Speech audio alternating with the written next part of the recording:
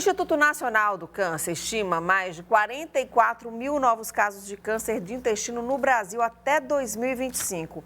É uma doença severa que pode levar até a morte, mas que tem cura, né? Então, no Vida Saudável de hoje, a gente vai trazer mais informações sobre o câncer de intestino, como identificar, como que é o tratamento. E a gente convidou aqui o médico Tiago Diniz para trazer informações para a gente sobre este assunto. Seja muito bem-vindo, doutor, aqui ao Vida Saudável. Obrigado, Neyara. Obrigado a todos os telespectadores da Cidade Verde. Como que a gente pode já explicar o que é o câncer de intestino? Qual tipo de pessoas ele atinge mais? Eu gostaria que o senhor explicasse, assim, de uma forma clara, essa doença. Bom, o câncer de intestino grosso ou câncer coloretal, né, que é o segundo tumor mais comum em homens e mulheres no Brasil e no mundo, ele acomete principalmente pacientes acima de 50 anos, né? Portanto, o principal fator de risco para câncer de intestino e para outros tumores, sem dúvida, é a idade, que é o que a gente chama de um fator não modificável. A gente não consegue modificar a idade. Porém, existem outros fatores de riscos, né, além da idade, claro, como comum a outros cânceres, como tabagismo, sedentarismo, uma dieta rica em carnes vermelhas, alimentos processados, alimentos defumados. Isso, inclusive, hoje a Organização Mundial de Saúde coloca como risco 1, ou seja, igual ao tabagismo.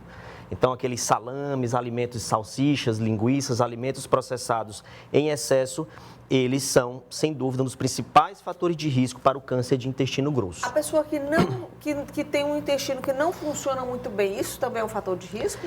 Assim, na verdade, isso pode, às vezes, ser um sintoma de um câncer de intestino. Não tem bem essa associação de que um intestino mais preguiçoso, mais lento, seja um fator de risco. Às vezes, as doenças inflamatórias intestinais pode ser um fator de risco, mas cuidado que o intestino preguiçoso em paciente idoso, isso pode ser um sinal, sintoma de um câncer de intestino grosso.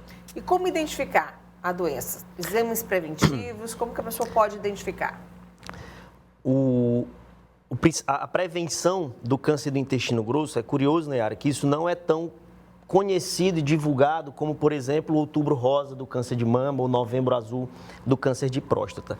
Porém, o câncer de intestino tem um exame preventivo, que é a colonoscopia, que é o exame de maior impacto de redução de risco de câncer e redução de mortalidade para câncer, maior do que qualquer outro exame de prevenção de câncer. E esse exame é a colonoscopia, que é a endoscopia que faz pela região anal, que identifica a parte interna do intestino para identificar ali possíveis pólipos, né?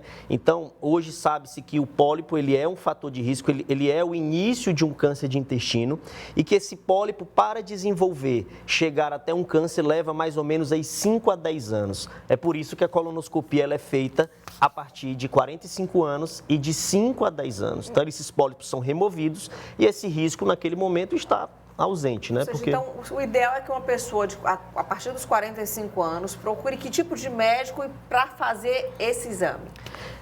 Na verdade, até o médico da atenção básica pode deve prescrever, né? Um médico da um UBS, né? Ou exame também de sangue oculto nas fezes, né? De pesquisa de sangue nas fezes, porque é um sinal, né? de um câncer de intestino, por exemplo, uma anemia.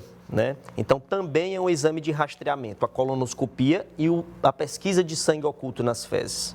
Então, fica a dica aí, né, gente? A partir dos 45 anos tem que fazer esse exame. Tem sim. É o ideal, né, que faça esse exame. Inclusive, doutor Tiago, a gente viu famosos com a doença. A gente tem algumas imagens, por exemplo, Preta Gil, Simone, né?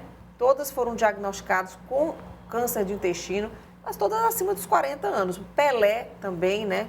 Foi diagnosticado com câncer de intestino, Roberto Dinamite.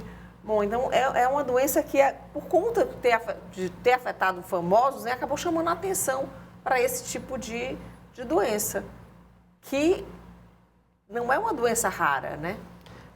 Como você citou no início da matéria, né? O INCA, essa estimativa para esse triênio, né, para cada ano, é mais ou menos 44 a 46 mil casos.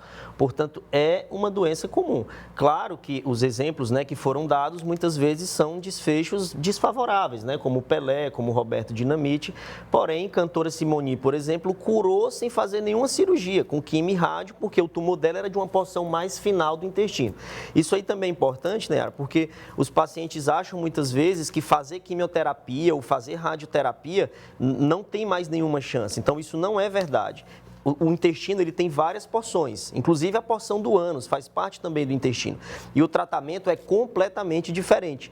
Eu falo isso porque os pacientes se comparam. Eu tive um câncer de intestino, tratei só com quimio e rádio e não operei. O meu só foi quimioterapia, né? Mas o importante é isso, é que o diagnóstico precoce, ele aumenta a chance de cura em mais ou menos 90% a 95%. Bom, de forma muito rápida, para a gente identificar alguns sintomas. Sangramento nas fezes Sangramento é um nas fezes, né? E anemia, fraqueza, aquela astenia. Né?